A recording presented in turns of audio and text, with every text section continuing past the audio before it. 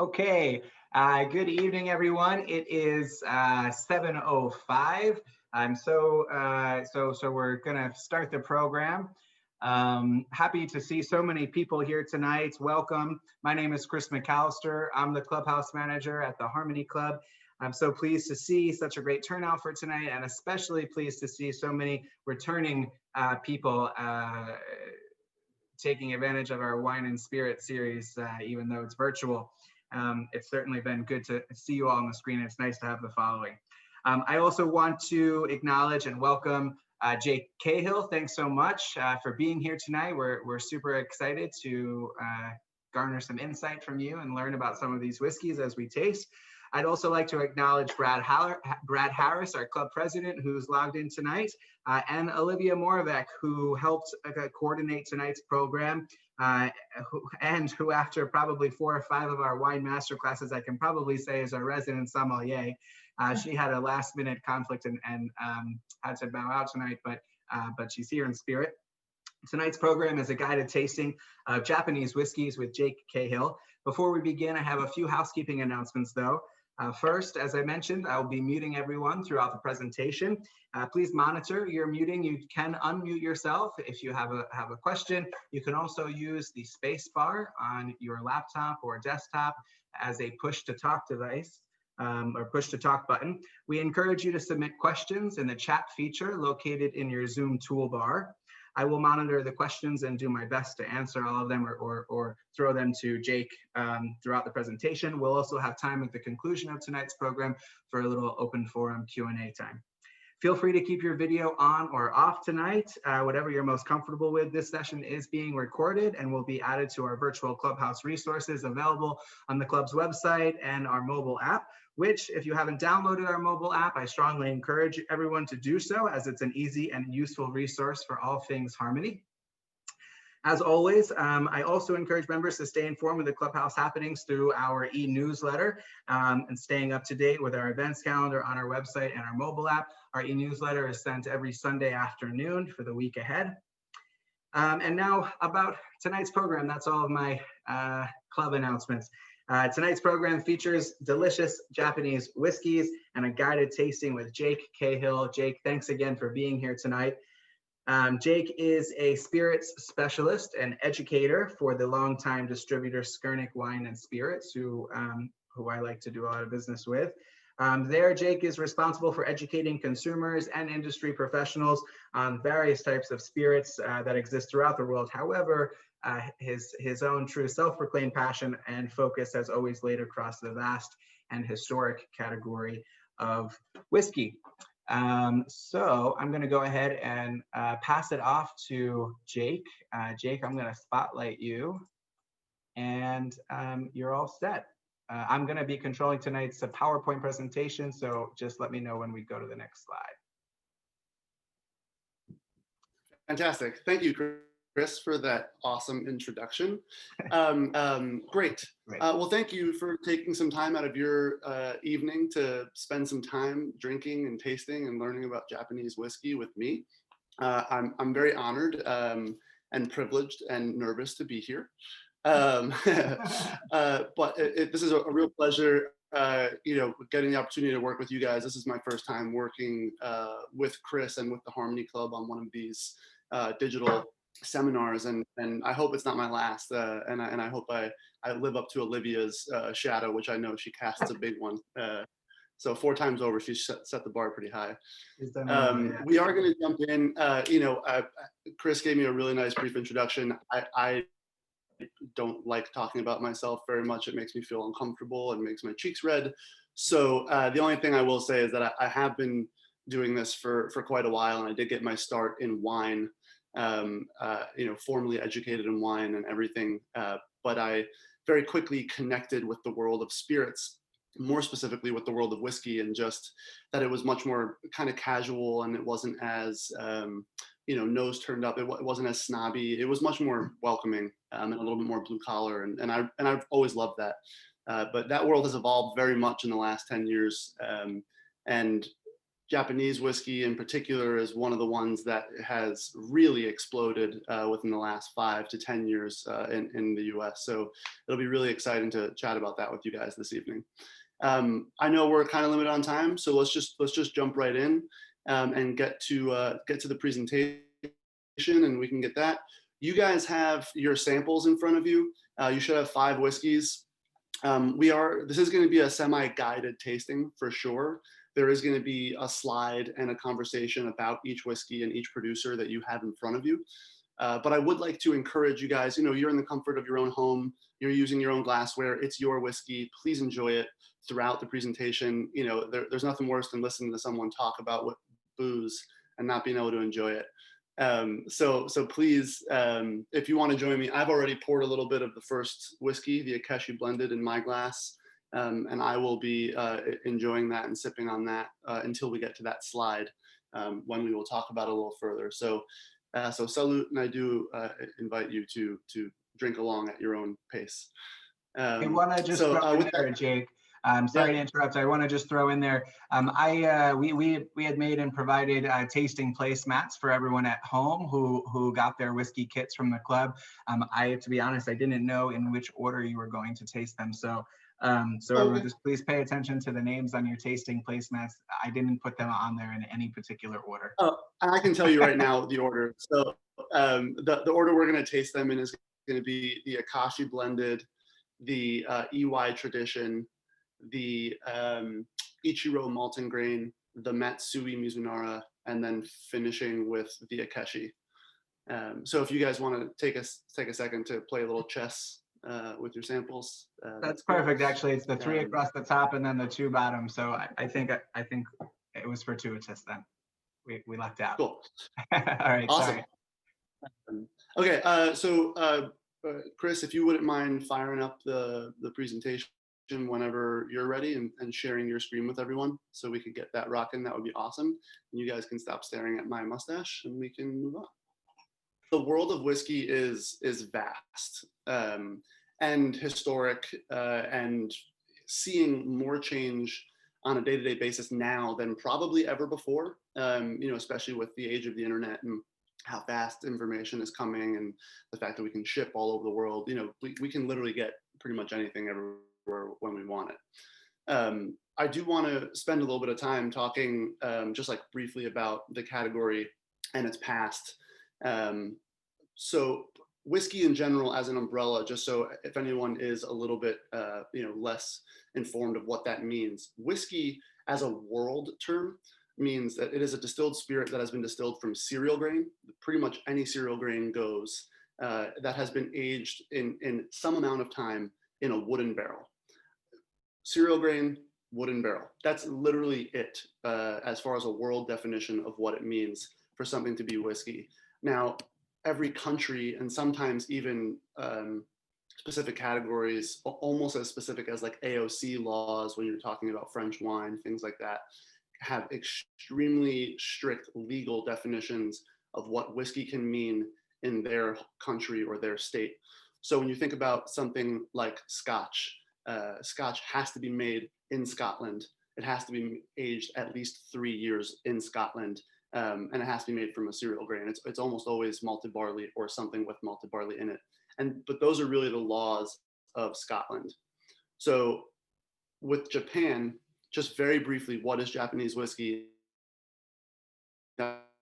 Controversial things, and we can get into deeper later. But Japanese whiskey can actually be made anywhere in the world. As long as it has been aged for a certain amount of time and bottled in Japan, you can technically, legally call it Japanese whiskey. It can be distilled in Canada, and you can transport it. But I will mention that is a unique feature that Jake was touching on, which is the idea that Japanese whiskeys can be distilled anywhere in the world as opposed to just in Japan. There obviously are a lot of rules around various types of liquor or alcohol, like wine and champagne, Franciacorta, Sancerre, and Scotch whiskeys, which of course have to be made and aged in Scotland. So that is definitely a unique feature of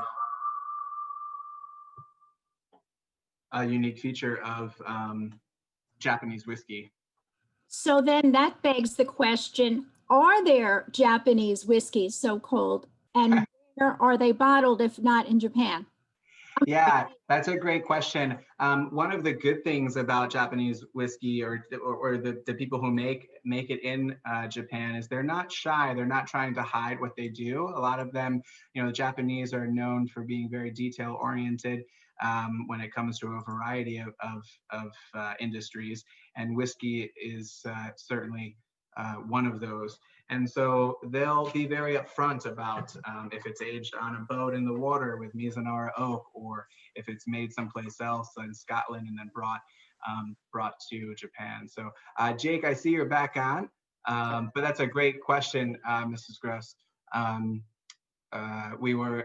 Jake, we were just talking about how unique it is for Japanese whiskey to still be able to be called Japanese whiskey when sometimes it might be distilled elsewhere. Yeah, in my opinion, it's a flaw in the system. And now that Japanese whiskey is such a recognized category globally, they are working logistically to change that so they can protect the integrity. But that kind of is the uncharted waters that every whiskey producing region has dealt with. Like when it becomes more popular and there's more production, they need to start regulating more to protect the quality of the category. So this is actually just like the next category of whiskey to see this kind of turmoil, if you will. It's not really turmoil. There's still good whiskey coming, but yeah. So now that I've talked a little bit, has this a little bit clearer? I genuinely don't have any idea what's going on, but yeah, we're your good. video sounds, everything sounds better on my end, at least. I hope everyone is experiencing I'm that. good. Okay. Okay. All right. Let's just dive right back in and yeah. Thanks for being so patient, guys. Okay. So talking specifically about whiskey in Japan and whiskey's history. Now, this is a brief history. Whiskey does not have a brief history in Japan, but there are a few like very key things that are good to know, and that's really just what I want to highlight right now. So that is specifically, you've got, just like with Scotland and how they were illegally distilling for probably 100 years before the government came in and made everyone set up distilleries and legalize them, and so they collect tax on it. There were shochu and sake producers, and shochu is a traditional spirit made anywhere in Japan. And sake, of course, is a brewed rice beverage that has a long time history in Japan. Now, those people, because they had such a it was being made in the world, they on pretty much illegally. They weren't in consumption, they weren't selling it with their label on it. It was more localized, sort of like whiskey was for a long time in Scotland before it became legalized. So from around the 1850s, we started seeing the first type of whiskey appear in Japan. We don't know exactly stylistically what that would have tasted like or what they were making it from, but that's when it happened. However, the first whiskey license, the first real whiskey distillery or whiskey distillery license wasn't given out by the government until 1919. And that was given out to the Egashima Shuzo Distillery, which is really cool because we're going to taste some of their stuff first. It's the Akashi that you guys have in front of you. And even though that license was given out in 1919, the more interesting thing is that they didn't really have any kind of serious whiskey production until later on. We'll get to that when we get to their slide, but about 30, 40 years later. But in 1923, the first official whiskey distillery was built and opened in Japan. And that's still famed. It's probably the most famed now, the Yamazaki distillery, which if any of you drink Japanese whiskey, I'm sure you've heard of. And that was started by the two godfathers of Japanese whiskey, who we will talk about a little bit throughout this presentation. And that was Masataka Takatsuru and Shinjiro Tori.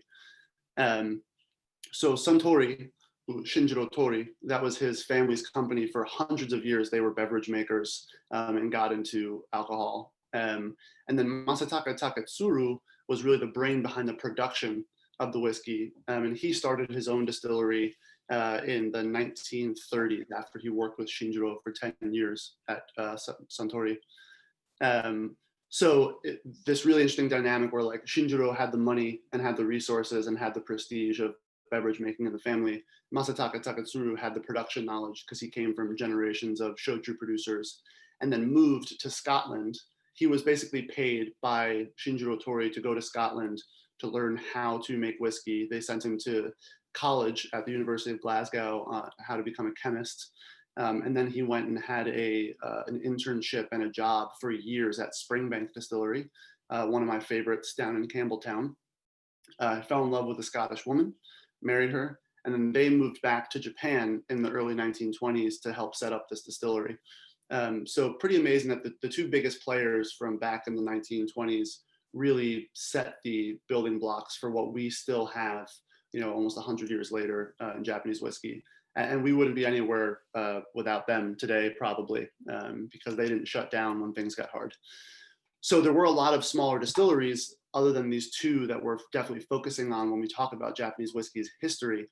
But those small distilleries had to basically shut down or mothball as Japan saw this economic boom really crash in the 1990s. Before that, it was kind of the golden era of Japanese whiskey and whiskey in Japan in general, whether it was distilled in Japan or not. And that all changed and that all crashed. So a lot of them closed and we lost a lot of legendary distilleries, except for Suntory and Nikka. They were big enough to kind of stay afloat and keep producing.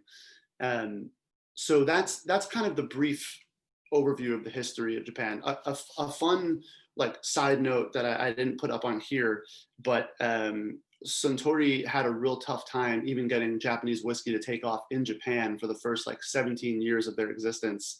And it wasn't until 1940 that they released Suntory Kokubin, which is actually a release that's still available now. You can buy it in Japan, you can't buy it in the US. It's their cheapest expression. It's very inexpensive. It's a blended whiskey. And you can still find it today. It's I think the #1 selling whiskey in Japan still to this day. And in 1955, Suntory actually opened up a slew of whiskey bars all across Japan that were sponsored by Suntory, but they basically opened them and let the villagers run them, as long as Suntory product was in there, of course, to try and get the people of Japan to drink whiskey more often. It was a really great sales tactic and a really great cultural tactic to get them to support their own product within their country. Very, very cool stuff. And some of those still exist nowadays. He basically invented the first highball to get people to drink Japanese whiskey by mixing Japanese whiskey with water. Very cool. So we can definitely skip ahead to the next slide and start talking just very quickly about what Japanese whiskey looks like a little bit more in the present of our life before we get into the first slide. And again, I'm encouraging you guys, I know you have whiskey in front of you, please smell and taste if you want while I'm rambling and giving you a little bit of a background. So that was then, and no one really knew about Japanese whiskey back then. But now I feel like everyone's talking about Japanese whiskey, right? It's everywhere. You can't walk into a liquor store without seeing kanji on, at least 10% of the bottles in there. So what's happened in the last 10, 15 years to really do that? So what's kind of amazing is that Suntory, even Suntory specifically, which is now they're definitely the benchmark for Japanese whiskey. I don't know how many of you are longtime New Yorkers that have been here. I never got a chance to see it in person, but every time I watch an old movie, if you look at Times Square, there's always a Suntory whiskey sign on the big thing where the ball drops every year. Suntory had real estate there for 20 to 30 years, consistently, and it was the Hibiki bottle. So very cool. I actually just rewatched The Pope of Greenwich Village last week as I was preparing this presentation and saw it up there and was like, oh wow. And that was from the early 80s. So they've been around for a while, but still Americans had no idea about Japanese whiskey and drinking Japanese whiskey. So this had to start somewhere, right? Now in American pop culture, there's no doubt that we're very influenced by pop culture. And if anyone has seen the movie Lost in Translation with the great Bill Murray and the very talented Scarlett Johansson, there's obviously a very comical scene in that movie where he's in Japan for the purpose of doing an advertisement campaign for Suntory whiskey. And I don't know if anyone remembers the tagline, but it was he sits back with his glass and he says, "For relaxing time, make it Suntory time." And then he sips his Suntory on the rocks. So that was really big. That was almost the first time that anyone had seen Japanese whiskey. And I remember people researching if it was real, like, is that real whiskey? Did this come from the movie, blah, blah. So very cool. That was almost 20 years ago now, that movie. The big boom, really 5 years ago, we've really started seeing, and that's as short as 5 years, we have seen the availability decrease because of demand increasing like crazy, but the talk about it is everywhere. The prices have skyrocketed. The hype is higher than it's ever been. And all of this is very good for exposure of the category. And while it's negative for people that have been drinking Japanese whiskey for years, like myself, who used to be able to go get a bottle of 18-year Hakushu for $100 at any store that sold it, now you can't find it, and if you do, it's $350, $400. So it becomes more of a treat and a rare find than an everyday item that you can get if you're in the know. I'll give a shameless plug for the Harmonie Club. We have a special section of our beverage menu, everyone, that is just Japanese whiskeys. We have probably almost a dozen Japanese whiskeys at the club. So and Hakushu being one of them, 3 different year expressions as well as some others. So we have some good stuff. Hakushu is my all-time favorite. Like, shameless plug for myself. The Hakushu 12 year, even though it's less expensive, is my favorite Japanese whiskey of all time, hard stop. So just to jump back on, so like the benefits that this has done, and we're going to drink those benefits tonight. And this is kind of what I wanted to focus on with this, because there's no doubt that you can't talk about Japanese whiskey without talking about Nika or Suntory. It's almost like not mentioning Wayne Gretzky or Michael Jordan or or Muhammad Ali when you're talking about the greats and like people that changed their category. But they get a lot of focus and a lot of hype, and it's worthy. But we want to talk about the new wave of Japanese whiskey that the world is now finally being exposed to. And that's the great thing that they've done, is they've gave the capability of the older, smaller distilleries that did shut down during the recession. They've been able to reopen and start distilling again and start employing again, and really start kind of reinventing their wheel that they had to just polish off. And there's also, similarly to how we've seen in the US with the boom of craft distilling over the last 10 years, there is a huge boom in distilling and distilleries going on in Japan right now.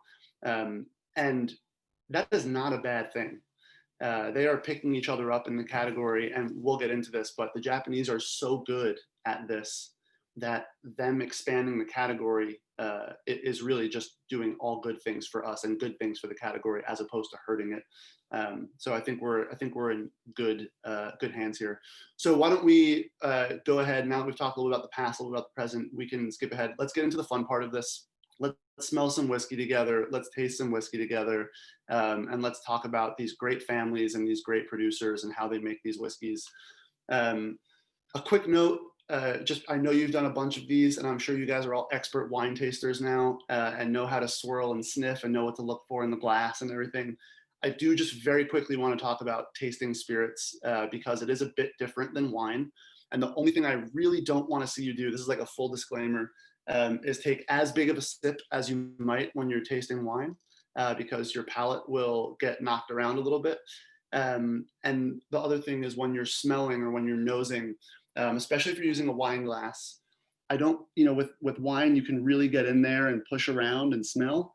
That alcohol is going to be so concentrated, because this is way higher alcohol than wine, right? So if it's being funneled up this tulip into your nose, that's going to be a rude awakening. So please, when you're smelling a spirit, start from kind of further out of the glass and smell those aromatics and how far out of the glass they're jumping, and then work your way into your comfort zone. And that's kind of the best approach with that. I just don't want to see anybody dig in too far and then ruin your tasting experience for the night. That's my only forewarning from years of learning the hard way. And then aside from that, when we're talking about whiskey in particular, there are certain things you can tell. Oh, by the way, glassware, whatever you're tasting, I'm using an AP glass, like a very small wine glass. I will use a rocks glass when we get to the stuff that's a little bit higher in alcohol down the tasting, just because it gives more air. Or whiskey drinkers' favorites is the Glencairn, which is basically just a different version of an AP. So whatever you have is just fine. You can certainly pick up different aromas with different tulips and different shapes. It will not change the taste, and it will not ruin your experience if you have a different glass. I promise you. Good whiskey will taste good out of any apparatus. Trust me. Really quickly, color, very important with whiskey. Usually you can kind of tell, there's a couple things you can tell with color.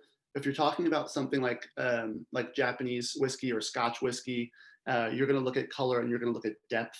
If you see something that's very dark, I don't have any examples in front of me. That could likely mean something like it was aged in a sherry barrel, or it was aged very long.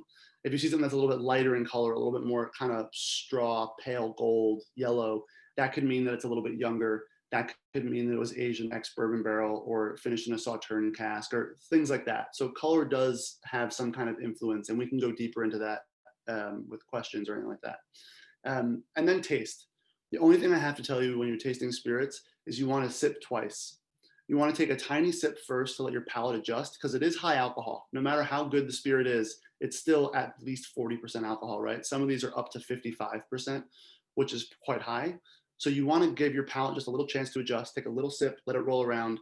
And then on your second sip, that's when you want to start to pay attention, because you won't get that trauma like you got from the first sip. So your palate will be able to pay attention a lot more.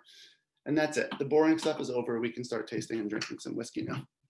Okay, so everyone, if you have your first whiskey in front of you, I'd just like to say cheers and thanks for sticking with me this far. And I'm glad my internet connection has stayed together. So cheers, salut, l'chaim, whatever it is and however you say it, cheers. So we're going to talk about the Akashi.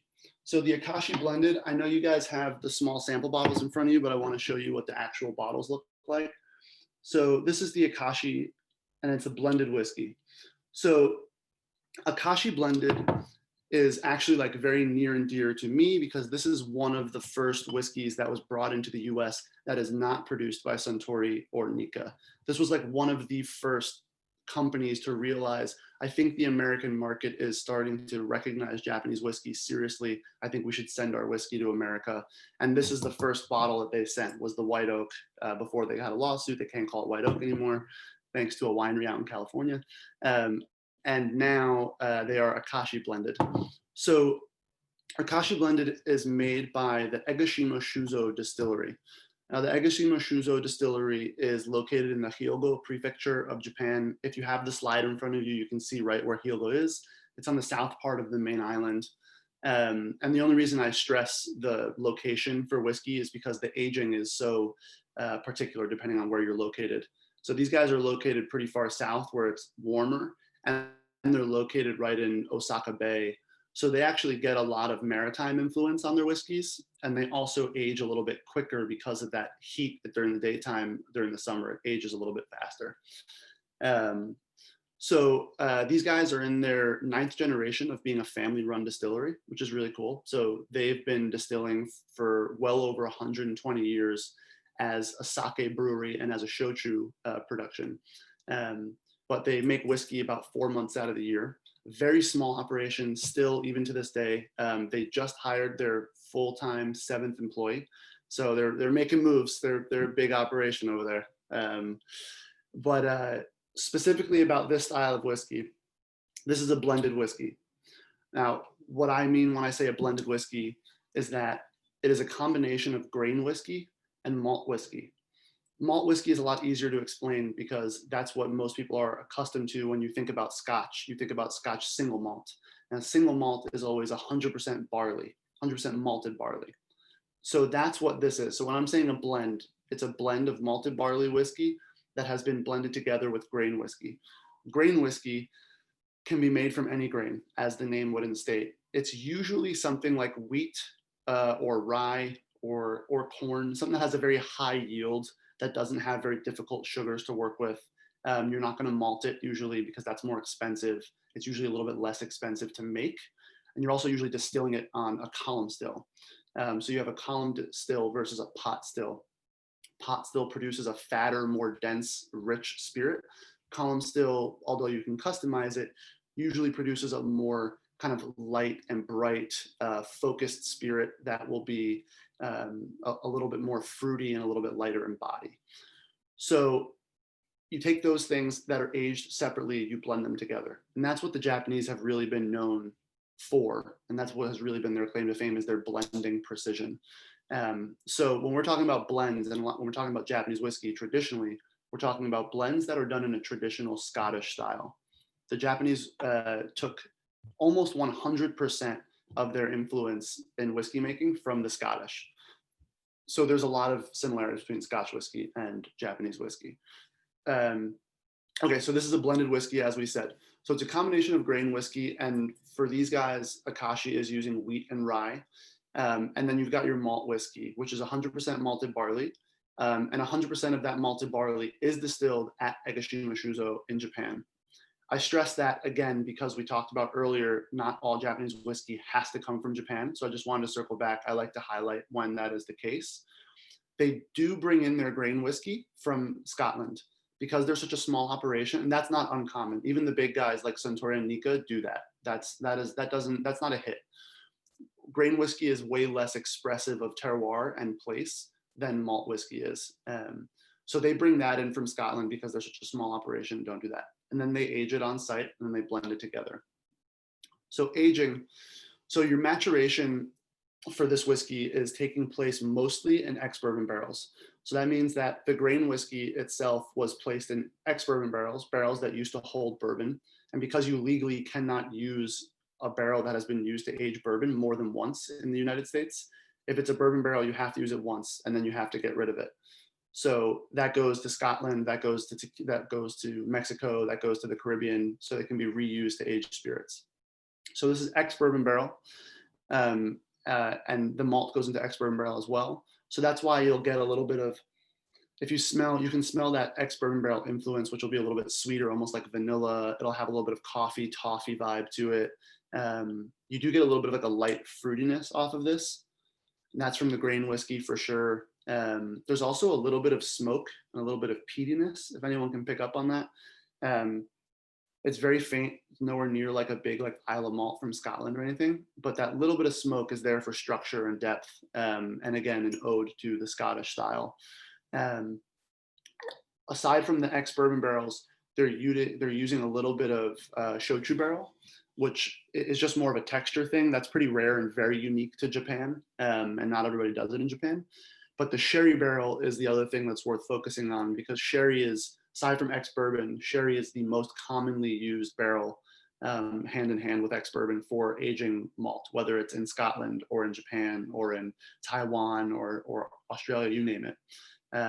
So that's where you get that fruitier edge. So if you can kind of smell this little bit of red fruit on the nose here, that's mostly coming from the sherry barrels. So yeah. It smells so good, so fresh. I really like this one. I think it's really light, and I get a little bit of that, primarily what you had mentioned, the vanilla, but also I get a lot of caramel in there. So I'm curious if anybody else has any unique characteristic that maybe you're experiencing that Jake hasn't mentioned. Yeah, please. I'd love to know what you guys are tasting and smelling. Or feel free to chime in whenever. You can always use the space bar on your keyboard as a push to talk button. So anyway, just throwing it out there. Yeah. So and really quick, and so while we're on the topic of these guys and of Akashi, they were founded in 1888, a long time ago. They know what they're doing. They've been doing it for quite a while. These guys were the family that got that first whiskey license in 1919. Now they applied for it, they got it. They didn't start utilizing it until the 1960s. I don't know why, but that's how it went. So they were doing it in the 1960s, making like a little bit of whiskey here and there. Mostly it was just for the town. It wasn't for any kind of serious production. But in the 1980s, they had 2 copper pot stills brought over from Scotland. And that's what they use still to this day to make their malt whiskey there at Akashi. They make a very interesting, unique spirit. So they've also got single malts available, which are like much more dense, much more rich, powerful, intensely flavored, and like very full bodied. they're quite pricey, as most Japanese whiskeys are. The great thing about Japanese blended whiskeys is they're usually kind of affordable. The single malts can get very pricey. And even though these guys are a small operation, that doesn't affect their price because they're such a small operation. They're doing most of this work by hand. Like I said, they just hired their 7th full-time employee. Like, they're doing everything by hand, everything. And it's a very small family operation. So, you know, they do have to recoup those costs somehow, and they're still pretty modest with their pricing, but you know, it's not cheap. But it's very good. And if any of you do get the chance to try some of their single malt, I highly recommend it. It is very good. So yeah, I'd like to know if there's any questions about this whiskey or about this distillery before we move on to the next one. I don't think I left anything out, but sometimes I do and I don't realize it. So going once, going twice. Price Sorry, we range? could. Oh yeah, go on, Mrs. Gross. Please. Just what's the price range of this? Oh yeah. Well, so retail wise, I usually see it on the shelf somewhere between $40 and $50. This is relatively, you know, it depends on what your local shop is, or who you're getting it from. You know, if you're at a bar getting a 2-ounce pour of it, it's definitely going to be one of the least expensive Japanese options out there. This like time and time again, you'll see this on the quote bottom shelf for Japanese whiskey, meaning it is one of the least expensive Japanese whiskeys available out there. It just depends on what people are pricing it at. But I think the cheapest I've seen it for in New York City is $35. And the most expensive I've seen it for is $50. If anyone's charging more than $50 for a bottle of this at retail, not at a bar, you should give me that person's address and I will go have a conversation with them. It's still a good whiskey, though. I think it's still it has a unique expression. Oh yeah, absolutely. I mean, this is everyday whiskey. You know, I talked very briefly before about highballs. The highball is now the most popular thing in all of Japan. Like, it used to be Japanese tradition where you walked into a Japanese restaurant and you would get an ice cold Asahi, which is a beer that like they have like ice cold machines. It's probably the best beer you've ever had just because it's ice cold. And that used to be without question how everyone would start their meal. That was their aperitif. The younger generation now, and especially because it's so popular, highballs have replaced that all across Japan. It is like you walk in, you sit down at the bar, you're almost given a highball without even asking for one because they just know you're going to ask for one while you're looking at the menu. It's pretty impressive. So I say if you want this, you throw 2 ounces of this into a mixing glass, you load it with ice, and then you top it with sparkling water. That is a highball. Very simple, very delicious. And if you have good whiskey, it's very good. If you have bad whiskey, it's probably not the best. So this makes a very good highball in my opinion. Also, only 40% alcohol by volume. Just wanted to I'm going to keep everyone up to date with what kind of ABV we're dealing with here. So 40% alcohol. Any other questions about Akashi before we move on to EY? Cool. If you have anything that you think of after the fact, just throw it in the chat and we will get to it after the presentation. Cool. Okay. I'm going to go ahead and dump that. We're going to go ahead and fill up with a little EY. So this is our second whiskey on the roster for the evening. So you guys should now be enjoying the EY tradition. This is really cool. EY, oh, I do have to show you guys this because you can't see it. So the packaging on the other one's a twist cap, which is very common for Japanese whiskeys. Everyone always thought Japanese whiskeys were kind of bad quality because they had twist caps. It's just one of the efficiencies of the Japanese. They've always preferred to use twist caps. However, when they do use cork, this is my favorite thing that they do. They think of everything. This is laminated. The cork, so cork, like wine, can be corked. It can taint the wine. It can taint the spirit inside, making it taste awful. And they've spent a lot of time on this and they respect it, so they don't want that to happen. So they laminate the cork, and I'm sure you can see the light reflecting off of it, with this really dense food grade laminate, so it doesn't influence the whiskey at all and it won't break down. And my favorite part is that it clicks right into place every time. So this way it can't warp and become undone. And if you tilt, you don't have to worry about anything with this bottle. I love it. They think of everything. Sorry, that's my rant of design. So like design people really love that. Okay, so EY tradition. So we're talking about the Mars Shinshu distillery now. Again, you're going to see this is a very common thread with a lot of Japanese whiskey producers. The Hambo family has been making shochu and sake locally for over 100 years at their Mars distillery. But they've been making whiskey since about 1949, 1950. So they've been doing this for quite a while too. They've never actually stopped distilling, but they like moved. So they moved. So you can see where they're at. They're in the Nagano prefecture, basically smack dab in the center of the main island, right? So when they first were distilling, they were all the way down on the South Island, way hotter, like much more like a tropical climate almost.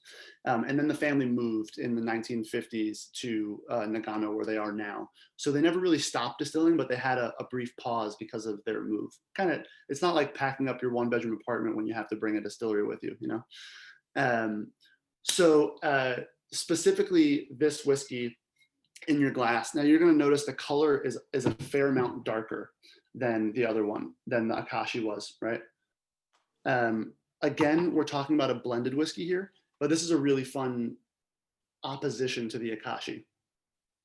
Akashi was mostly grain whiskey with a little bit of malt whiskey blended in. This is the flip.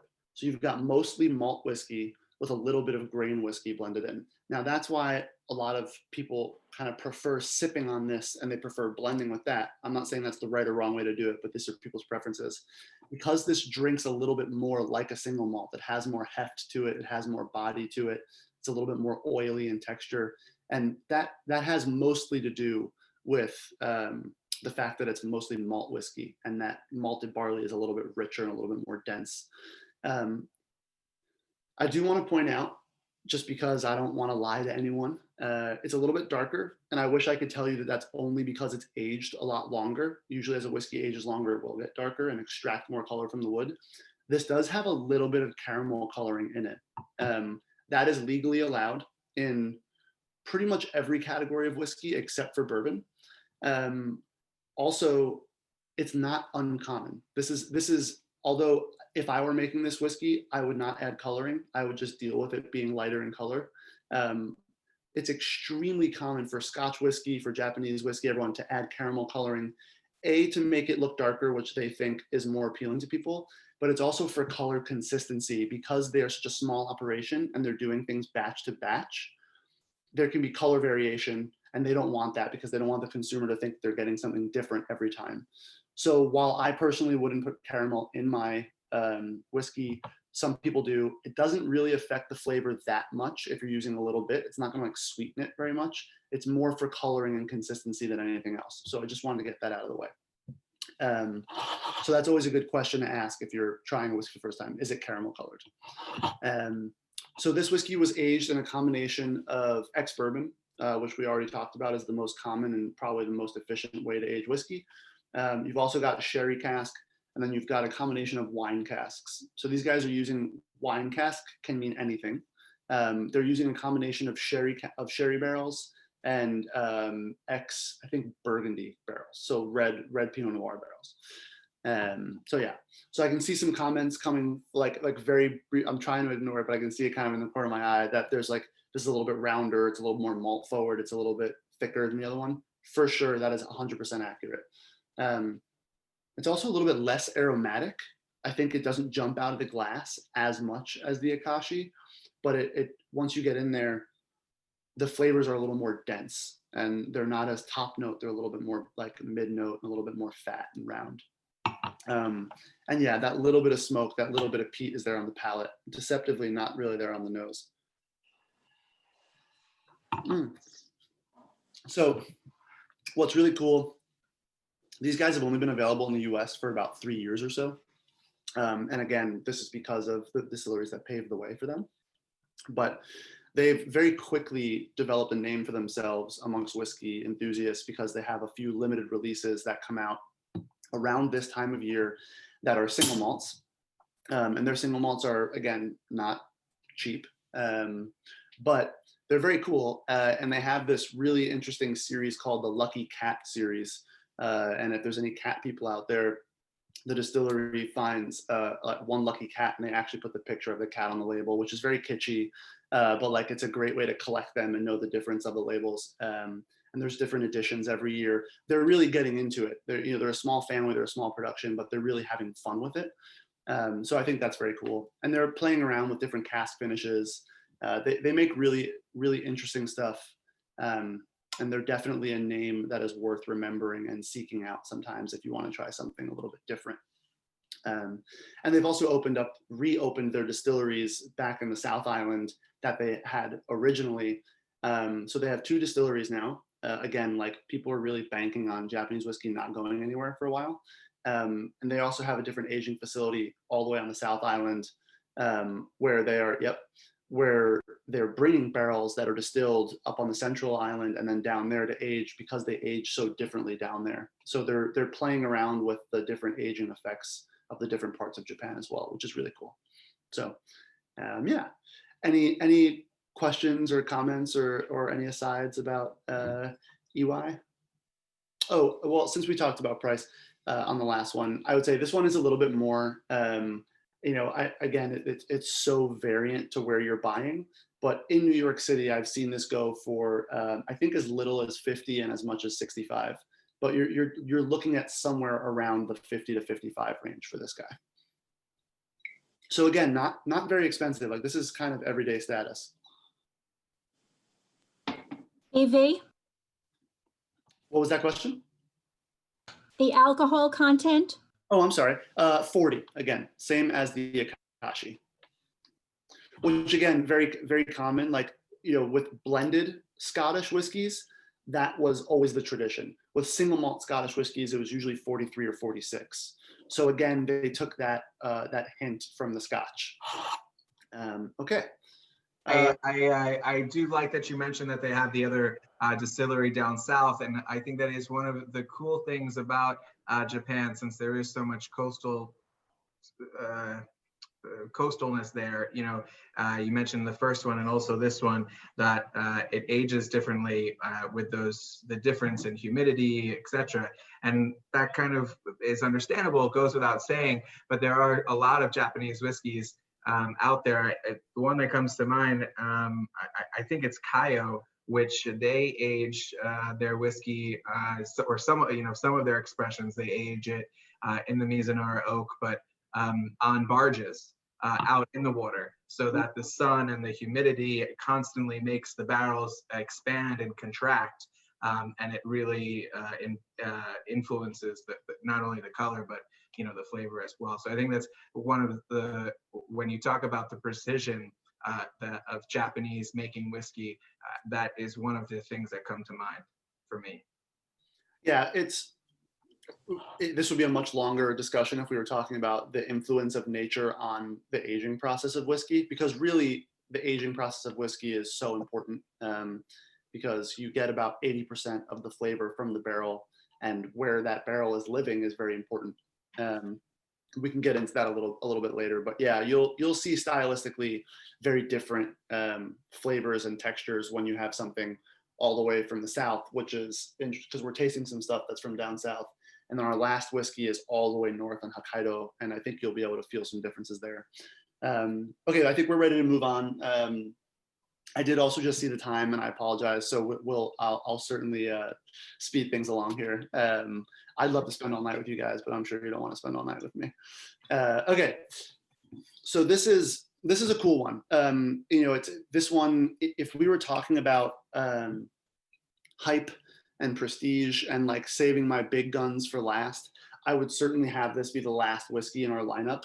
But it falls, we're doing this for a tasting. I'm curating a tasting for you guys. So the Ichiro Malting Grain falls perfectly as a transition between the blended whiskeys and the single malt. So we're going to talk about. But this is a very special producer that I'll gloss over very quickly. But there's a lot of history here and a lot of history with these guys. So Ichiro Malting Grain is the flagship whiskey of the Chichibu distillery. Now, the Chichibu distillery, located in Saitama, which is, again, central Japan, but a little bit further towards the south. So this is run by a gentleman named Akuro Ichiro. He is the grandson of one of the most legendary whiskey producers in Japan's history.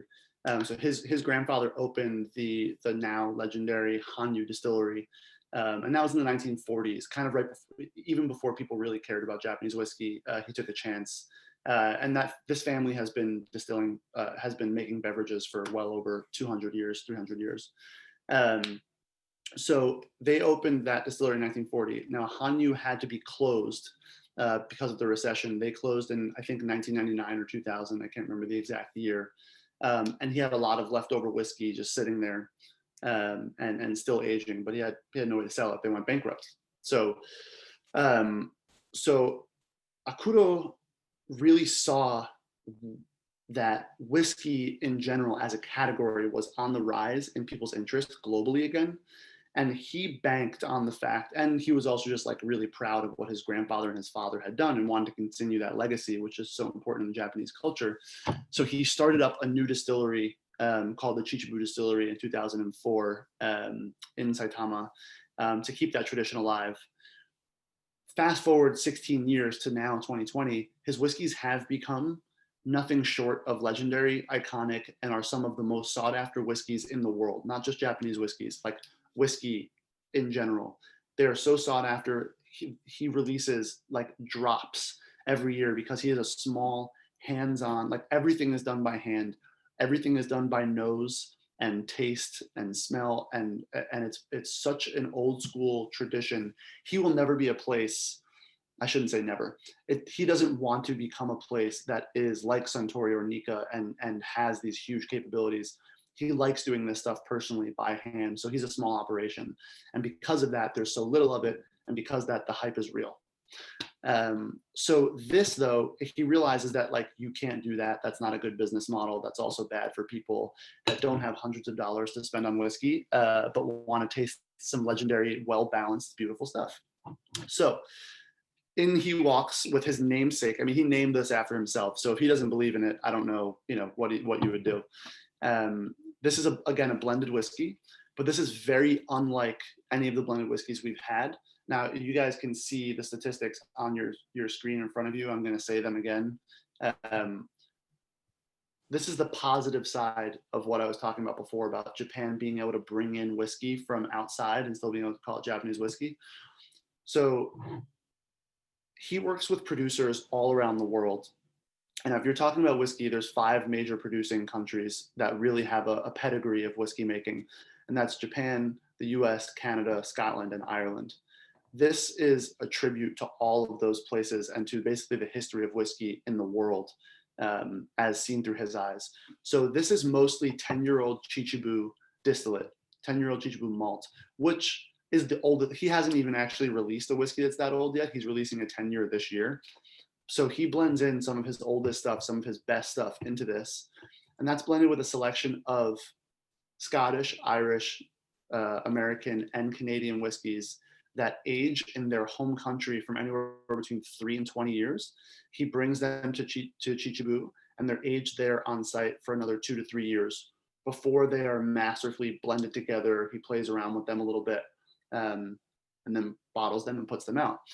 This is all done by hand. He doesn't have a formula. He doesn't have like a beaker that he's just dropping everything into. He's a kid in a candy store playing with ingredients, coming up with stuff like, mad scientist saying this. And it's really cool to see what he can come up with. And the fun thing about this too, this is like a lesser known fact, like I'm letting you guys in on the QT here.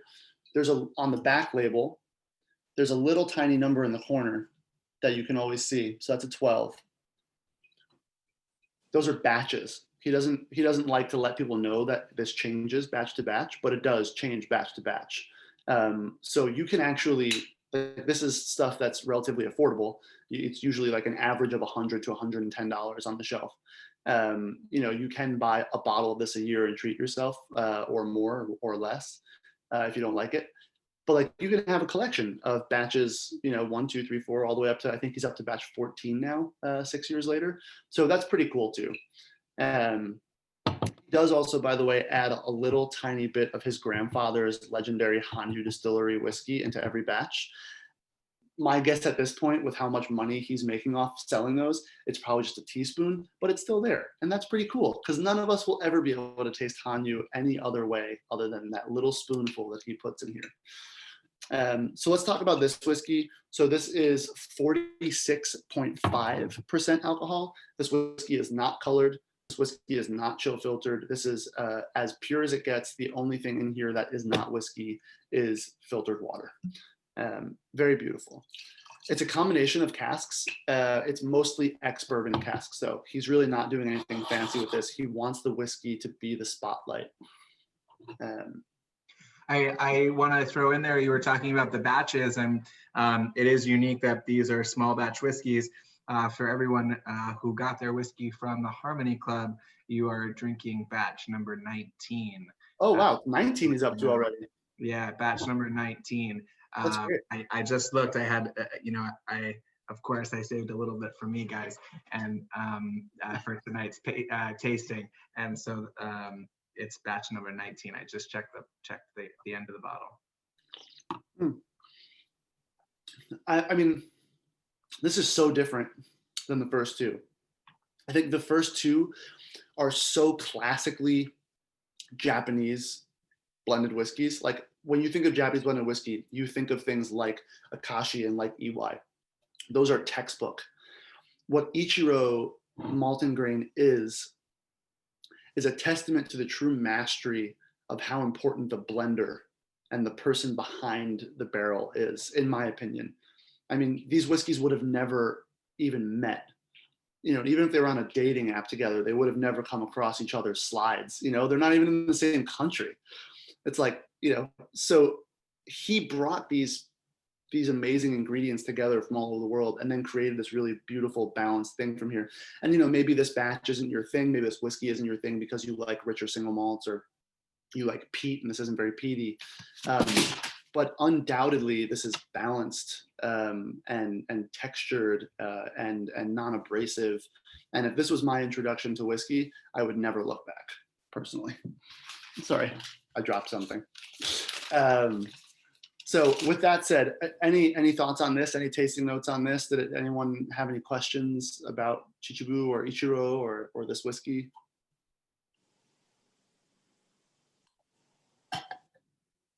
Cool. We're cruising along. Yeah, we're gonna cruise along. Some members have put some tasting notes in the chat feature. I feel free, everyone, to share your thoughts there as well. Yeah, yeah. So enticing fragrance, love that. It is enticing. I want to dive into this glass right now. And if you guys weren't watching, I probably would. Okay, so that's great. We can move on from them then. So Ichiro Malt and Grain, that's the jam. And that's there. Also the Chichibu stuff, we talked a little bit about it. The Chichibu malts that come out, they only come out once a year in the US. And it's a very, very, very small amount that comes out. However, we are the distributor for them in New York. So if any of you wanted to potentially find a bottle of that, I can get you, if you email me or contact Chris, he can contact me. I can let you guys know where to get it through somehow, whether it's maybe through Chris or through a retailer that's close to you guys. We'll figure that out. I can at least let you know where to find it. I promise you though, like you'll see some staggering prices online. Hopefully we can find you something that's a little bit less expensive. So just let us know if you're interested. Okay. And if anybody is interested, I'll do a shameless plug now that the Harmonie Club is doing takeout, and we will be adding delivery service, I believe next week. We're about to make the announcement, but we can sell liquor as long as you're buying food. So if you're in Manhattan and you're interested, I assure you the prices that we give to our members are better than what you'll find in retail stores and at a bar. So just shameless plug there. If you do like any of these, let me know. Sweet. That's good news. Cool. Okay, so let's move on and let's get into the world of malt. So the next producer we're going to talk about is going to be the Matsui whiskey. Yeah, Chris, if you wouldn't mind shuffling us along here. Thank you so much, my friend. So this is the Kuryoshi distillery, or Matsui Shuzao.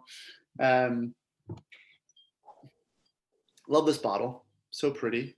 I know you guys can't feel the texture of it, but it's like beautifully like kind of pressed rice paper. It's got this wonderful texture to it.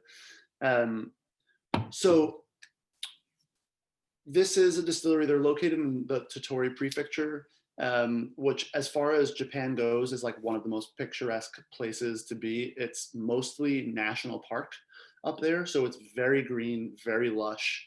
And the key to these guys being set up there, which is really cool, is they've got some of the softest groundwater in the world. So water is extremely important in whiskey production, because if you think about it, you use water during the fermentation process, you use water during the distillation process, you use water during the blending process. So water is very important. It's usually why people end up where they end up. Actually, fun fact, when you're dealing with Scotch, and there's how many glens are there in Scotch, right? Glenbergie, Glenlivet, Glenfiddich, Glentoshers. It's like, there's so many glens. That's in direct reference to the water source where they get their water from. So water is extremely important to whiskey production. So these guys up in Tottori, so this is their first, they are not a stranger to whiskey production. They're fairly well known, but for all the wrong reasons.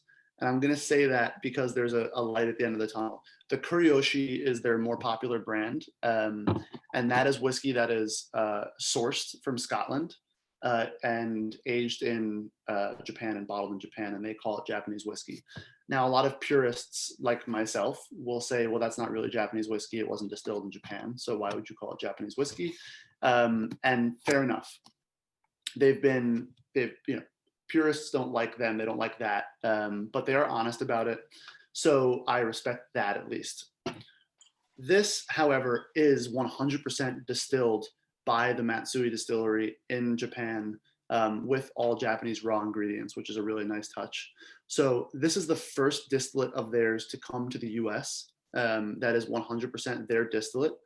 And it's under the Matsui name, not under Kuryoshi or not under the Tottori. So it's a totally different breed than its predecessor. The one thing I will say about this is you kind of have to use your imagination a little bit with this. So when we're talking about producers like Suntory or Nikka that have been around for decades, they have whiskey that's old. They have 12-year-old malt, they have 18-year-old malt. These guys have only been distilling for 4 years. So this is only 2-year-old single malt, which is very young. That is young.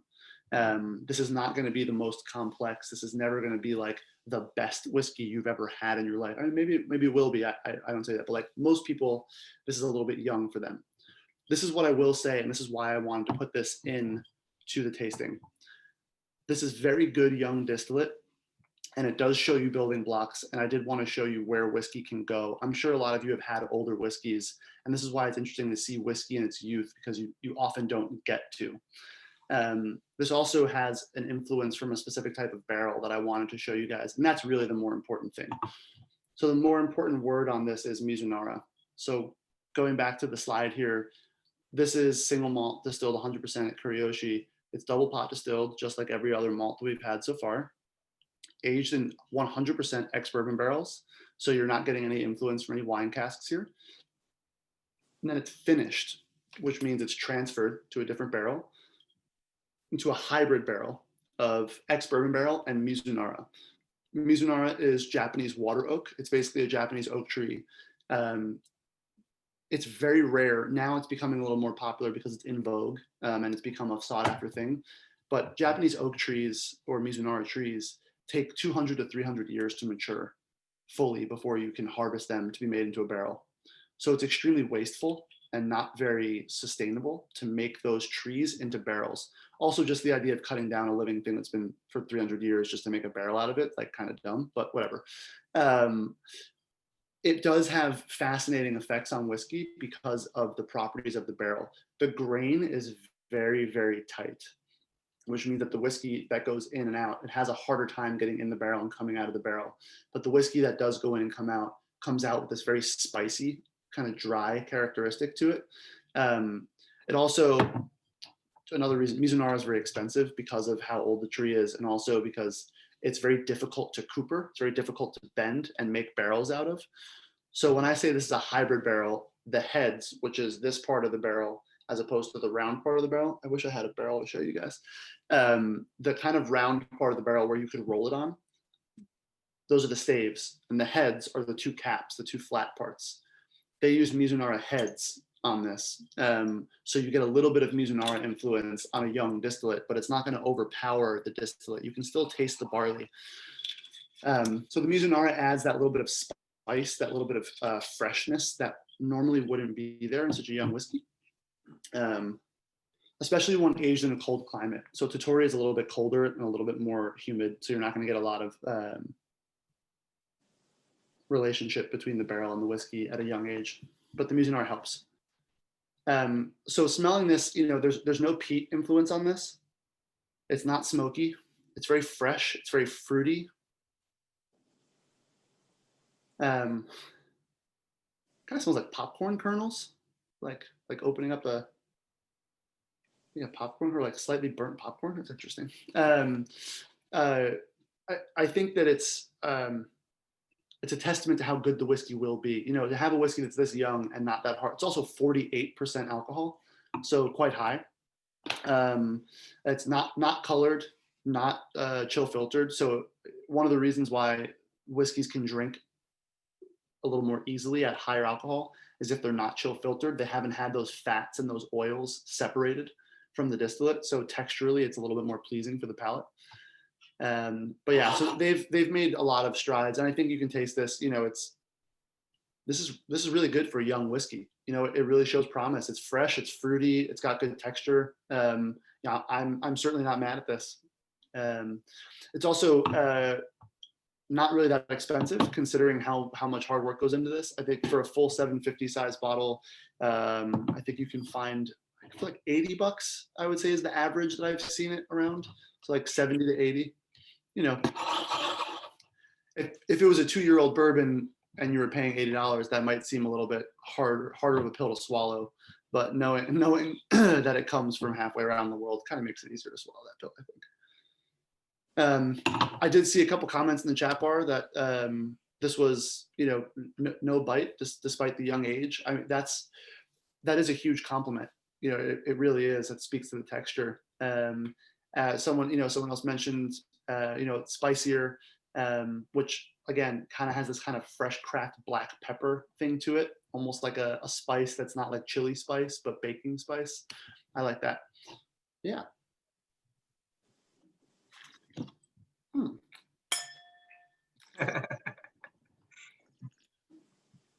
Oh yeah, that's good. I have to say also, whiskey like wine with a little bit of air, especially at higher alcohol, can open up and get better. It can also be open for too long or left in the glass for too long sometimes, and it'll start to oxidize. But with something that's high alcohol like this, I always recommend like pouring a little bit out and come back to the bottle. It gets better and better. I've had this bottle open for about 4 months and it's like perfect. So open it and wait 4 months. That's easy, right? Could you very briefly discuss and compare and contrast American, Japanese, and French oak and how it affects the liquor? Yeah. Is it okay, Chris? Can we make a note can we circle back to that like right after we get to the last whiskey? Thank you. That is a really good question. I just want to finish up the last slide, and if we could do that, then that'd be great. Yeah, absolutely. Great question. Because thank you, Mrs. Krebs. Okay, cool. All right, so we're gonna move on to the last whiskey, which is, I'm really excited to share this with you guys because this is my pick, my personal pick for like distillery to watch out for. I think that they're gonna be like the next Chichabu. I think they're gonna blow up very soon, at least among collectors and aficionados. Probably not like in the public eye because they're so small. I don't think they're gonna have the numbers to do that. But qualitatively, this whiskey, which is very young, I mean, this is a new distillery. These guys are very new to whiskey making, but they have done their research. They've spared no expense. They have worked very hard to get where they are. and the fruits of their labor are very fruitful, in my opinion. So this is the Akeshi distillery, not to be confused with Akashi, which was our first whiskey we tasted and is a completely different distillery. This is Akeshi. There's an extra K in there. It gets confusing, I promise. This was definitely the most difficult one for us to get for tonight. Right? For sure. Yeah, these guys just started coming to the US. When we first got these guys to come to the US, we only got 49 bottles of them, and they're 200 milliliter bottles. These don't come in full size 750 ml bottles. They're like little tiny whiskey grenades. They're perfect. They fit in your back pocket if you have baggy enough jeans. They fit in your cup holder in your car if you're a degenerate. I promise this is the best whiskey in the lineup by hand, in my part. Just, it's so convenient. Okay, so these guys started coming to the US about a year ago. We started bringing them in, but we didn't have any, quote, complete whiskeys from them at the time. We only had whiskey that was like kind of on the way, and even this is still sort of on the way, but it is young. But this is their first like real single malt that they've put their name on, that they released to us, because this is the first whiskey that they've been like proud enough and said, okay, this is complete enough for us to call our first single malt that we're going to release to the world.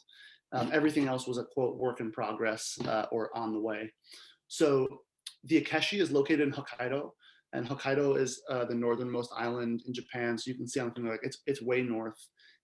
It's actually extremely similar in climate to Islay, which is off the southwest coast of Scotland. So very, very kind of damp, high humidity, like kind of cool, a lot of rain. It's beautiful and mountainous. They're right on the coast, like right on the water. They built from the ground up, like building their own physical foundations of the distillery, and started distilling only 4 years ago. They utilize local peat. So they actually have small peat bogs in Hokkaido, Japan. So instead of bringing in peat from the UK, like most producers in Japan do, they actually use their own for the moment while they're still small production, which is really cool. I mean, that's like unheard of. No one else does that I know of in Japanese whiskey. Double distilled on custom made copper pot stills from Forsyths. And they're aging in, so this whiskey in particular, which is the Akeshi, the 2020 release, which is called, oh my gosh, this is the one Japanese word that I have a problem pronouncing, Sororun Kakumai, something like that. I just say it fast so it sounds like I know what I'm saying. It's to celebrate their first release and basically a new birth. So this is a combination of single malt, so 100% malted barley, that was aged in Mizunara, again, that very expensive, very rare Japanese oak we were talking about, ex-bourbon barrels, sherry barrels, and red wine casks, ex-red wine casks. The whiskey is really, Jake, just to back up there. So I know that this is the 2020 release, but this is the first one of the Akeshi that's in the US, right? And it's their first single malt. So it's their first like official single malt release in the US. We've had 2 releases from them. Like earlier in the year, we had something called Malt and Grain, which was a blend of malt whiskey, grain whiskey that they distilled. Very lightly peated, very beautifully textured. I think we actually still have a little bit of that in stock. It's fantastic. It's a lot lighter than this. It's a little bit less expensive than this, and it's like sessionable. Like you just want another glass when you're done with it. This is like contemplative whiskey. They also had another one. The one that I fell in love with was called the peated. So this is their lightly peated distillate, which means very lightly smoked. We can talk about the peat process later if anyone has a question about it. But that one was heavily peated. And I personally love peaty, smoky whiskeys. It's what got me into whiskey in the first place. And it was the most beautiful young distillate I had tasted in all of my years of being a whiskey nut job. Like I genuinely was so impressed with them. I was like, we have to bring this in. Even if I'm the only one to buy it, I'm happy to drink all of it. I don't care. So that was a treat. So yes, this is the first like official single malt release from them to celebrate their, and this is 3 years old, which is the like they were like, we don't want to release anything that's younger than 3 years old as our official single malt release, because that's how they do it in Scotland and that's who we emulate. So let's do it 3 years old. So yeah, this is their first like celebratory official release. This is very close to what we call cask strength, meaning that no water was added when it came out of the barrel into the bottle. This is 55% ABV. And I think that if you've tasted this already, hopefully, you know, you got the impact of that. That like is very rich. Like this is not a dainty whiskey. This whiskey is very much present in your glass. But it's 55% alcohol. I think it's really well balanced. It's textured beautifully. It's oily. It's fruity. It's smoky. It's seductive. I mean, it really just makes you want to have more. But it's a very small bottle, so you should be careful how much you enjoy it.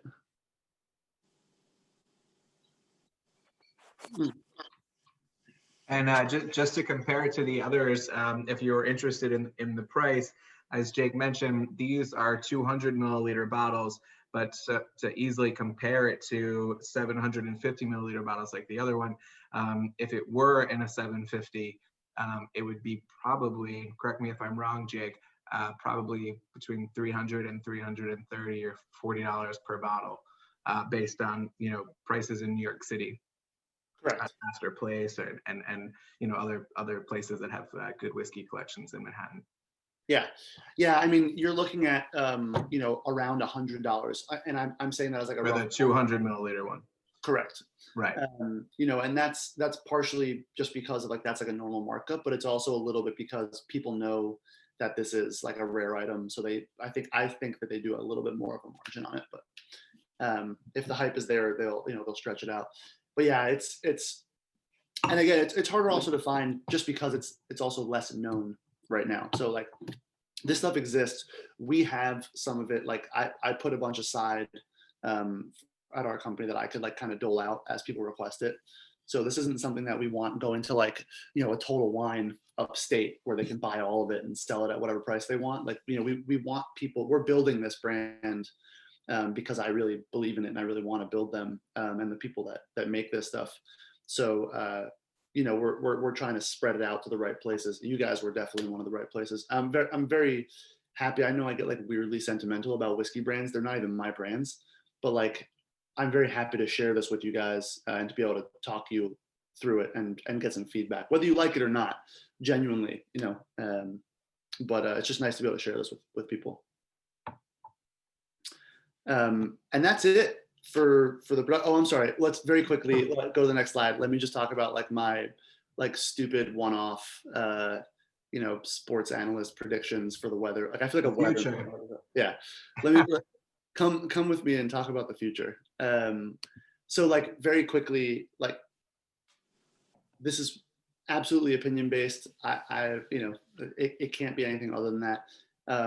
We are only going to see Japanese whiskey more and more often, and in more and more places, and in more and more styles, which is I think is a good thing. You know, I really do. You know, just like what happened with bourbon. You know, what's happening with bourbon right now, but it happened with it starting probably 10 years ago, 15 years ago. No one cared about bourbon again. You know, 15 years ago, distilleries were shut down. Everything was closing. We lost brands left and right. And then all of a sudden it was in vogue again. And we've seen the resurgence of old distilleries. We've seen brands that were dead be revived. We've seen brands that were almost extinct, you know, come back and flourish. We've seen hundreds of distilleries pop up across the country. You know, people are able to live, and that's kind of like what it was before Prohibition, which really decimated the production of that kind of stuff in our country. So we're seeing a very similar thing play out here, almost a golden age or a second golden age of Japanese whiskey, and that's only going to keep growing. There's no bubble that is going to burst anytime soon, I don't think. Suntory and Nikka will continue to be a powerhouse just because, and again, that's not a bad thing. You know, people need a white rabbit to chase. You know, in order to stay motivated, and I think that's them. The Japanese are really good at this stuff. You know, like they've honed in on their skills. They're really good at fine tuning just about everything. And whiskey is just kind of like the more recent thing that they've decided to hone in on and make their own and put their stake on. And they're really good at it. And they're very passionate about it, and that comes through to their juice. So hopefully hopefully this was like a little bit enlightening and showed you guys a little bit of the scope of like what Japanese whiskey has been, what it is, and what it can be. Hopefully you guys really enjoyed the tasting. So yeah, I think that's it. The future predictions can go away now, and we can get to the fun. Well, great. Thank you so much. We definitely have a few questions. I'd love to circle back to Mrs. Grosso's question about the difference between, I think it was French, American, and Japanese oak, and maybe if you can compare those, or how they influence the whiskeys, that would be. Yeah, so super happy to talk about stuff. So when you talk about whiskey, you have to talk so much about the vessels that they're aged in, because again, like most of the flavor really does come from that aging vessel. That depends on what it held, right? So only certain types of whiskey use fresh barrels, like brand new barrels that have never been used for anything else before, and that's bourbon basically. With the exception of bourbon, most whiskeys are using used barrels, or barrels that were used for something else before.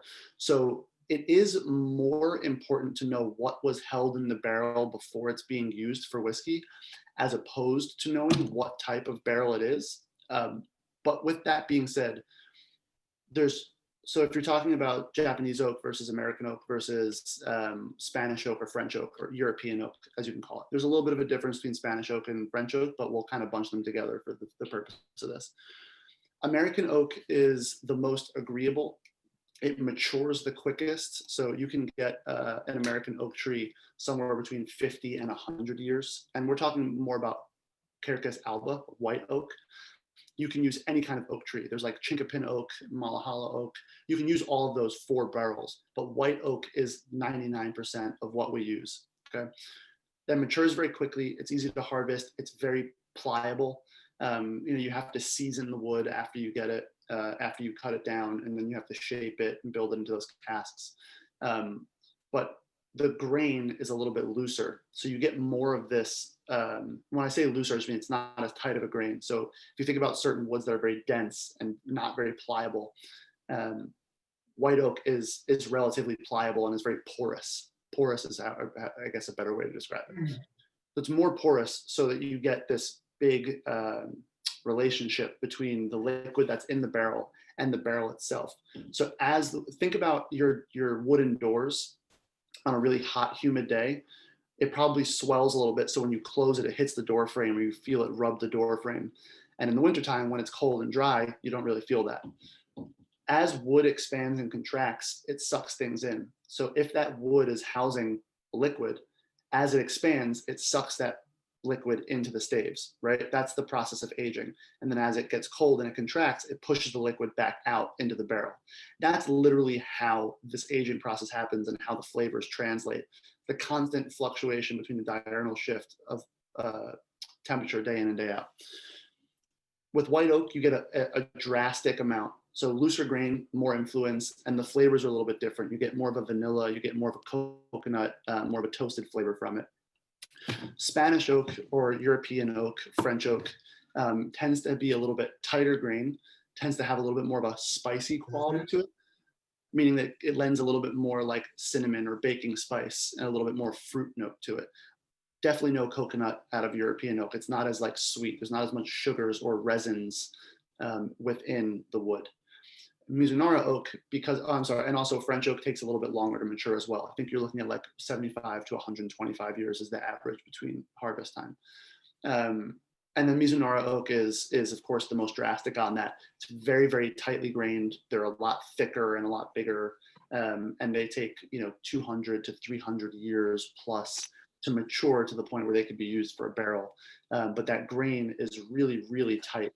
So the whiskey really has to work hard to get in there and get out. So the relationship is much less prevalent, but when it does get in there, it pulls out a lot more of a dry, spicy note, like a black pepper. That was a way too long of an answer for that question. I'm so sorry, but that's the answers. That's good. It's nice to know the difference between the woods, and particularly it's interesting with Mizunara because it's such a dense wood, and that's the Japanese oak, water oak. So we've seen a lot of great topic, good question. Yeah, Mizunara, Mizunara is like the hot thing right now. You'll also see things like Sakura, which is, if you know what a Sakura tree is, it's cherry blossom. Cherry blossom, yeah. So that's really popular in Japanese whiskey making right now, as well as using the Sakura barrel. But because that wood is, it's like not pliable at all. It's very thick. They actually don't use barrels. They make squares. So they make wooden squares to age whiskey in, as opposed to a barrel, which is very odd to see, like if you walk into a distillery. But yeah. Speaking of Sakura, I believe Suntory introduced, I don't know, if in the last 3 years or so to the US, their rice vodka and their gin. Mhm. And their gin, I find to be really, really delicious and phenomenally affordable, borderline cheap for what you get. And the gin is made with Sakura blossoms, cherry blossoms, and also Sakura leaves, as well as 4 other botanicals, and it's a really delicious, fragrant gin, great for a martini. So it's Suntory's only gin available in the United States. So I would encourage everyone to check it out. We also have it at the Harmony Club, in case anyone's interested. Another selfless plug. Does anybody have any other questions? Feel free to chime in the chat, or unmute yourself. Yeah, it'd be nice to hear some voices. Oh, someone asked, how does ice change, or I'll morph this question a little bit. Adding water, sometimes people add a little bit of spring water or ice or whatnot, change the taste of Japanese whiskey. For sure. This is kind of a rule of thumb for all whiskey, I guess all spirits, but we'll keep it focused to whiskey, right? I talked earlier about the importance of water. If you have a lot of small ice cubes and you put it into your whiskey, it's going to get diluted pretty quickly, right? If you have a really large ice cube that is thick and it increases the surface area and you put it in, it's not going to melt as fast. So the idea is just like, do you want your whiskey to be cold, or do you want your whiskey to be watered down, or is it a little bit of both? So whenever you're adding ice, you're obviously adding water. And unless you're adding an ice cube and then taking a shot of that for some reason, you're going to get an influence of water. It's going to dilute a little bit. That's not a bad thing. There's actually certain whiskeys, especially the stuff that's a little bit higher ABV. Like this guy, the Akeshi, because it's so high in ABV, I actually really like putting it on a really thick ice cube, and it very, very, very slowly dilutes. So by the time I have my second sip, it's almost a different tasting whiskey. By the time I have a third sip, it's a different tasting whiskey. Adding ice is not a bad thing, because when you think about it, most distilleries add water to their whiskey in order to get it to that alcohol by volume that you're drinking it at. The only difference is they do it in a very controlled way. So they're saying, okay, this whiskey tastes best at 45% alcohol. Let's, blend it at 45%. So don't let anybody ever shame you into thinking you shouldn't be putting ice in your whiskey. You totally can, and everyone does when no one's looking, even the best of aficionados. That's really the biggest thing, though, is you are adding water. It is going to dilute it, so it might make flavors a little bit softer. It might, whiskey that's like a little bit drier, it might make it a little bit softer and sweeter. It might make it a little fruitier, a little bit more aromatic, things like that. Very cool.